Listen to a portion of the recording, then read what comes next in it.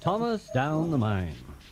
One day Thomas was at the junction when Gordon shuffled in with some trucks. "Whew," said Thomas. "What a funny smell. Can you smell a smell?" "I can't smell a smell," said Annie. "It's a funny, musty sort of smell," said Thomas. "No one noticed it until you did," grunted Gordon. "It must be yours."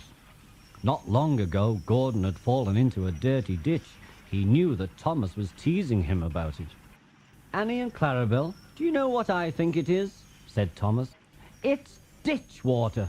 Gordon didn't have time to answer, as Thomas was soon coupled to Annie and Clarabelle, and then he puffed quickly away. Annie and Clarabelle could hardly believe their ears. "He's dreadfully rude. I feel quite ashamed. I feel quite ashamed. He's dreadfully rude," they twittered to each other. They had great respect for Gordon, the big engine. "You mustn't be rude. You make us ashamed," they kept telling Thomas. But Thomas didn't care a bit. "That was funny. That was funny," he chuckled, feeling very pleased with himself. Thomas left the coaches at the station and went off to a mine for some trucks. Long ago, miners digging for lead had made tunnels under the ground. The tunnel roofs were strong enough to hold trucks, but they could not take the weight of the heavy engines. A large notice said, "Danger, engines must not pass this point." Thomas had been warned, but he didn't care. He had often tried to pass the sign before, but had never succeeded. He knew the rules. He had to push empty trucks into one siding and wait to collect full ones from another. This morning he laughed as he puffed along. He had made a plan. "Silly old board," he said to himself, getting nearer and nearer to the danger sign. The driver stopped him, and the fireman went to turn the points. "Now for my plan," said Thomas, and he bumped the trucks fiercely, jerking the driver off the footplate. "Hurrah!" said Thomas as he followed the trucks into a siding. "Come back!" called his driver, but it was too late. "Stupid old board," said Thomas as he ran past it. "There's no danger, there's no danger." "Look out!" cried the driver. The fireman clambered into the cab and tried Thomas's brakes. There was a rumbling noise and the rails quivered. The fireman jumped clear.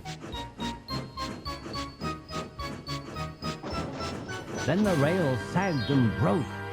"Fire and smoke," said Thomas. "I'm sunk." And he was. Thomas could just see out of the hole, but he couldn't move. "Oh dear," he said, "I am a silly engine." "And a very naughty one too," said the Fat Controller, who had just arrived. "I saw you." "Please get me out. I won't be naughty again," said Thomas. "I'm not sure," said the Fat Controller. "We can't lift you out with a crane because the ground is not firm enough." Let me see. I wonder if Gordon could pull you out." "Yes, sir," said Thomas nervously. He didn't want to see Gordon just yet. When Gordon heard about Thomas, he laughed very loudly. "Down a mine, is he? Ho, ho, ho! What a joke! What a joke!" he chortled, hopping quickly to the rescue. "Poof, poof, little Thomas," Gordon whistled. "We'll have you out in a couple of puffs. Poof, poof, poof." The men fastened strong cables between Gordon and Thomas. "Are you ready?" "Heave!" called the Fat Controller. But they didn't pull Thomas out in 2 puffs. It was a lot harder than they had all thought. Gordon worked hard, but it took a long time to finally pull Thomas out of the hole. "I'm sorry I was cheeky," said Thomas. "That's all right, Thomas," said Gordon. "You made me laugh." Thomas was very pleased that Gordon was not angry with him anymore. Thomas's fire had gone out, so he needed a pull back to the station. "Can we go together?" asked Thomas. "Of course we can," said Gordon. "I'll pull you back." "Thank you very much," said Thomas. And buffer to buffer, the 2 friends puffed home.